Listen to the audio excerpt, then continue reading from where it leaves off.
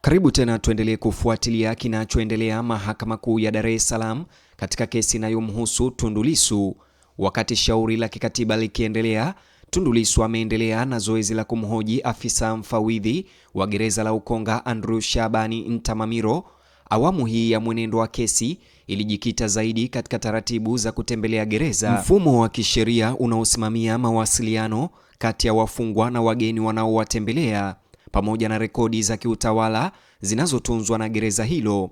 Hoja zilianza kwa Tundu Lissu kuuliza iwapo kanuni za kudumu za gereza zinazojulikana kama PSO zilikuwa zimewasilishwa mahakamani kama ilivyojadiliwa awali. Ntamamiro, ambaye ndiye shahidi na ndiye mkuu wa magereza, alithibitisha kuwa hati hiyo ilikuwa imewasilishwa kupitia jopo la wanasheria wa serikali.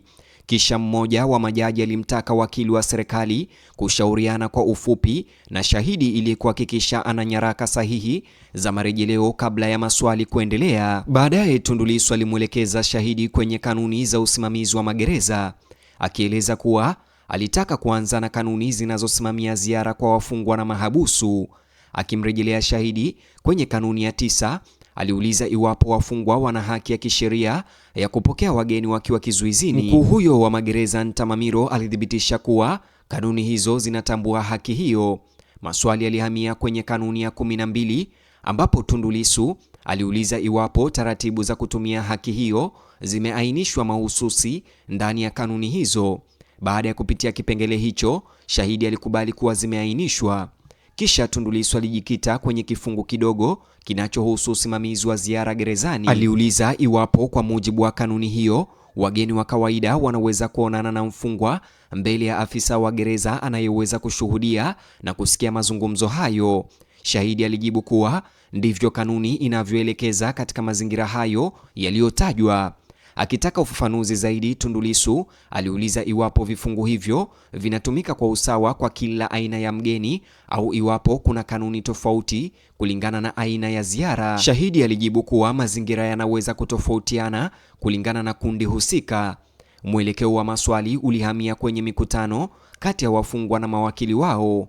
Tundu Lissu aliuliza iwapo kanuni hizo zinazotofautisha kati ya mashauriano ya kisheria na ziara za kawaida za familia. Ntamamiro alieleza kuwa inapokuja suala la mawakili, jukumu la afisa ni kushuhudia mkutano huo badala ya kusikiliza mazungumzo ya siri ya kisheria. Kufikia hapo, mmoja wa majaji alibainisha kuwa uhoji huo ulionekana kuelekea kwenye hoja kuu ya kisheria, akigundua kuwa majibu ya shahidi yalikuwa yakijikita zaidi na moja kwa moja kwenye kanuni zilizokuwa zikijadiliwa. Kisha Tundu Lissu alitaja majina ya maofisa kadhaa wa ngazi ya juu wa magereza, wakiwemo wale wanaohusika na uendeshaji wa gereza, masuala ya kisheria, ujasusi na utawala.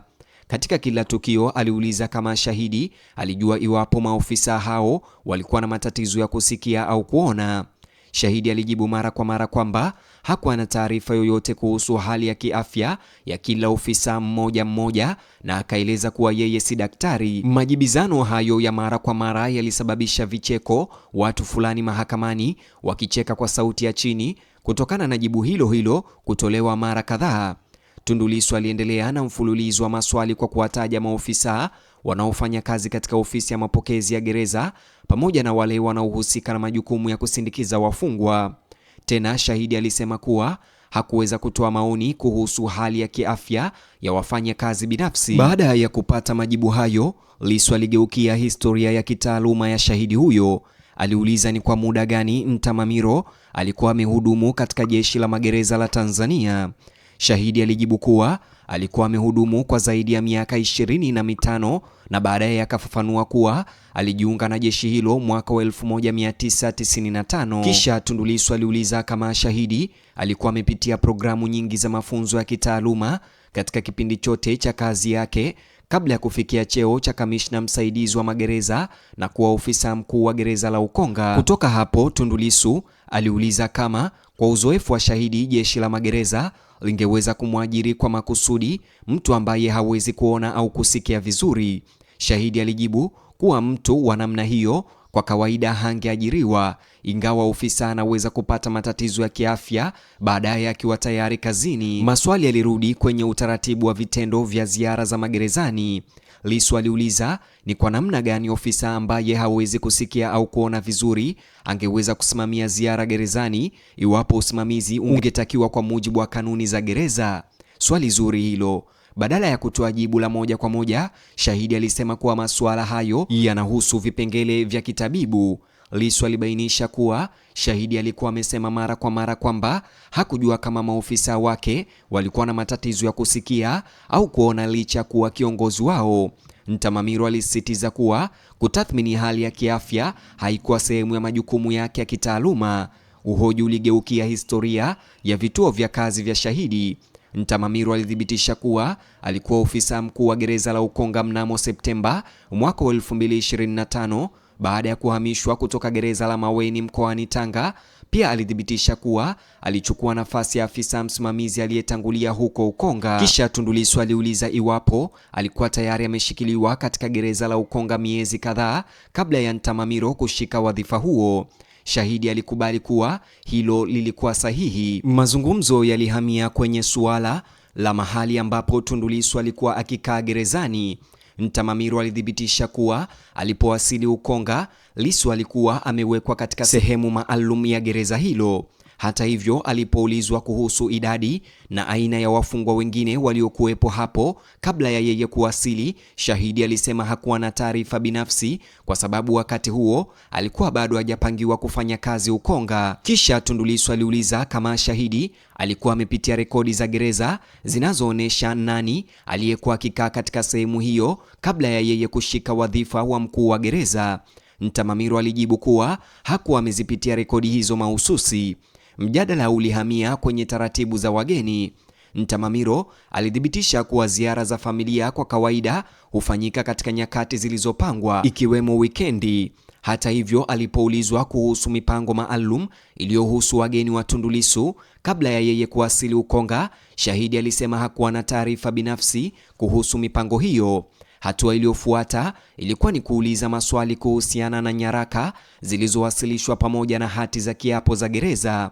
Lissu alimwonyesha shahidi nyongeza ya kwanza ya kielelezo ambayo ilikuwa na orodha ya mawakili iliyowasilishwa awali kwa uongozi wa gereza. Ntamamiro, shahidi na mkuu wa gereza, alithibitisha kuwa alilitambua hilo waraka. Lissu alimtaka shahidi kutaja majina mahususi yaliyokuwemo kwenye orodha hiyo.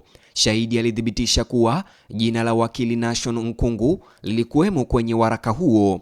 Hata hivyo, alithibitisha pia kuwa majina ya mawakili Paul Kisabo na Kulwa William Maduhu hayakuwemo kwenye orodha hiyo mahususi. Kisha Tundu Lissu alirejelea ushahidi uliotolewa awali na mawakili hao ambao walikuwa wamesema chini ya kiapo kuwa walimtembelea kabla ya Ntamamiro kuwa mkuu wa gereza. Shahidi alijibu kuwa yeye binafsi hakuwepo Ukonga wakati huo na angeweza tu kutegemea rekodi zilizokuwepo mikononi mwake. Mahakama ilichunguza nyongeza nyingine ya kielelezo iliyokuwa na daftari za kumbukumbu za wageni. Baada ya kutambua waraka huo, Ntamamiro alieleza kuwa ulikuwa na rekodi zinazoonyesha mawakili na wageni walioingia gerezani. Lissu alimwonyesha shahidi rekodi kadhaa za mwezi Septemba mwaka 2025 na kubainisha kuwa ingawa majina fulani yalionekana kwenye daftari hilo, baadhi ya rekodi hazikuwa na tarehe kamili. Aliuliza kama shahidi angeweza kubainisha kwa usahihi ni lini wageni fulani walifika gerezani. Ntamamiro alijibu kuwa waraka huo wenyewe haukuonyesha tarehe hizo. Maswali yalihamia kwa wakili Paul Kisabo. Shahidi alithibitisha kuwa daftari lilionyesha Kisabo alimtembelea Tundu Lissu. Alipoiangalia rekodi nyingine ya tarehe 30 Septemba, alithibitisha tena kuwa jina la Kisabo lilionekana katika rekodi za wageni. Kisha Lissu alichunguza maoni ya kiutawala yaliyorekodiwa pamoja na maingizo ya wageni. Shahidi alieleza kwamba vifupisho kama vile Zamu na ADM na IO na Legal vilirejelea maafisa mbalimbali wa magereza waliohusika na kusimamia au kushughulikia ziara hiyo. Pia alithibitisha kwamba maelezo haya yaliwakilisha maagizo ya uendeshaji yaliyotolewa na afisa mkuu kwa maafisa wasaidizi waliohusika na kutekeleza mipango hiyo. Majadiliano yaliendelea na onyesho lingine la ziada linaloonyesha ziara za ziada za mawakili. Shahidi alithibitisha kwamba mawakili akiwemo Nation Nkungu, Andrew Mathew Chima na Kulwa William Maduhu walionekana katika rekodi hizo. Kisha Lissu alilinganisha maingizo hayo na orodha ya awali ya mawakili walioidhinishwa na akaona kwamba baadhi ya majina yaliyoonekana katika rejista za wageni hayakuonekana kwenye orodha ya awali ya mawakili waliowasilishwa hapo awali kwa mamlaka ya magereza. Shahidi alipojaribu kuelezea hali hiyo, Lissu alionyesha kwamba alipendelea shahidi kujibu maswali moja kwa moja na kuweka maelezo zaidi kwa ajili ya kuhojiwa baadaye na wakili wa serikali ikiwa ni lazima. Uchunguzi ulihitimishwa kwa kushughulikia ikiwa sheria yoyote au kanuni ya gereza inamtaka mfungwa kuwasilisha orodha rasmi ya mawakili walioidhinishwa kabla ya ziara za kisheria kutokea. Ntamamiro alisema kwamba hakujua kifungu chochote cha kisheria kinachoweka sharti kama hilo, ingawa alibainisha kwamba wafungwa kwa ujumla wana haki ya kuwatambua watu wanaotaka kuwatembelea. Hatimaye Lissu alirejelea onyesho lingine la ziada lenye rekodi za wageni kuanzia Disemba mwaka 2025. Alimuomba shahidi kutambua maingizo kadhaa yanayohusiana na mawakili na wageni wengine na akamuuliza kuhusu maoni yanayowaelekeza maafisa wa magereza kusimamia mikutano maalum. Ingawa shahidi alithibitisha kwamba maoni hayo yalionekana kwenye rekodi, alisema kwamba hakuweza kukumbuka kila wakati chumba sahihi ambacho mikutano ya mtu binafsi ilifanyika. Kadiri kikao cha siku hiyo kilivyoendelea, mahakama iliendelea kuzingatia uchunguzi au kuchunguza rekodi za magereza pamoja na kanuni zinazosimamia, huku majaji wakitafuta ufafanuzi mara kwa mara inapobidi kabla ya kuruhusu uchunguzi wa kina kuendelea hadi hatua inayofuata. Kesi hii bado inaendelea mahakamani. Nitachukua tu mapumziko ya muda mfupi, alafu nitarejea na sehemu nyingine ambayo tutaendelea kusikiliza kilichojiri baadaye katika mahojiano haya ya Tundu Lissu pamoja na mkuu wa magereza ya Ukonga.